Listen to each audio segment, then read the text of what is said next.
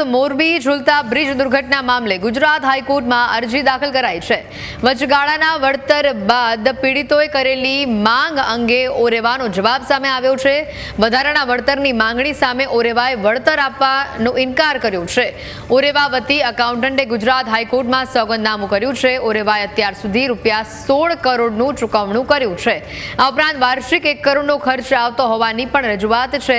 ગત સુનાવણી દરમિયાન પીડિતોએ પ્રતિ મૃતક 2 કરોડ અને ઘાયલોને 50 લાખની માંગ કરી હતી। અગાઉ મળેલા વળતરને હાઈકોર્ટે પણ વચગાળાનું વળતર ગણાવ્યું। થોડી વારમાં હાઈકોર્ટમાં વધુ સુનાવણી પણ આ મુદ્દે હાથ ધરવામાં આવશે।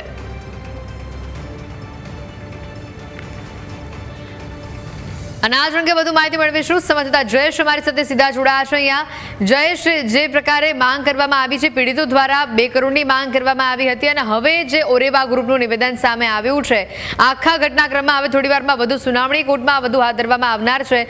અપડેટ શું પ્રાપ્ત થઈ રહી છે?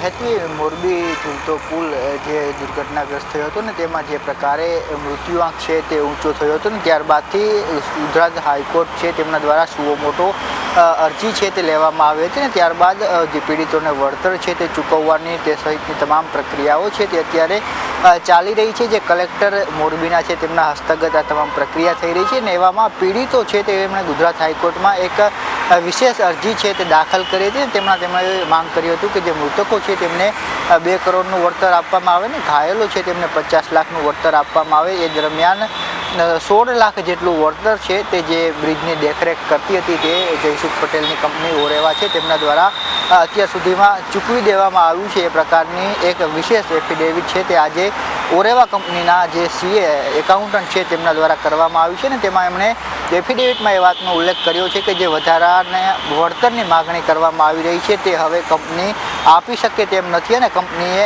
આડકતરી રીતે સ્પષ્ટ ઇનકાર છે તે વધુ વળતર આપવા માટે કરી દીધો છે। સાથે જે એફિડેવિટ કરવામાં આવી છે તેમાં એ વાત પણ કહેવામાં આવ્યું છે કે કંપની અત્યાર સુધીમાં જે મૃતકો છે તેમને કુલ 16 કરોડ જેટલું વળતર છે તે આપી ચૂકી છે। તેમની સાથે સાથે જે અન્ય ભણતર મેડિકલ સહિતનો પણ જે ખર્ચ છે તે પણ કંપની ઉઠાવી રહી છે ને તેનો પણ વાર્ષિક જે બોજો છે તે કંપની 1 કરોડ રૂપિયા જેટલો આવે છે એટલે 16 કરોડ અને દર વર્ષે જે બાળકો અનાથ થયા છે તેમને ભણાવવા સહિતનો જે અન્ય ખર્ચ આવી રહ્યો છે સારવાર માટેનો તે સહિત 1 કરોડનો વધુ ખર્ચ છે તે દર વર્ષે થાય છે। એટલા માટે તેઓ હવે વધુ ખર્ચ છે તે આપી શકે, વળતર આપી શકે એ સ્થિતિમાં નથી એટલે આડકતરી રીતે ઓરેવા દ્વારા છે તે સ્પષ્ટ ઇનકાર કરી દેવામાં આવ્યું છે। બીજી તરફ જે પીડિતો છે તે 2 કરોડના વળતરની માગણી કરી રહ્યા છે ને એવામાં આજે વધુ સુનાવણી છે તે આ મુદ્દા ઉપર હાથ ધરાવવાની છે। ત્યારે જે પ્રકારે ઓરેવા કંપનીએ પોતાનું વલણ સ્પષ્ટ કર્યું છે તેને લઈ અને હાઈકોર્ટનો શું રૂખ જોવા મળે છે તે પણ જોવું મહત્વનું રહેશે।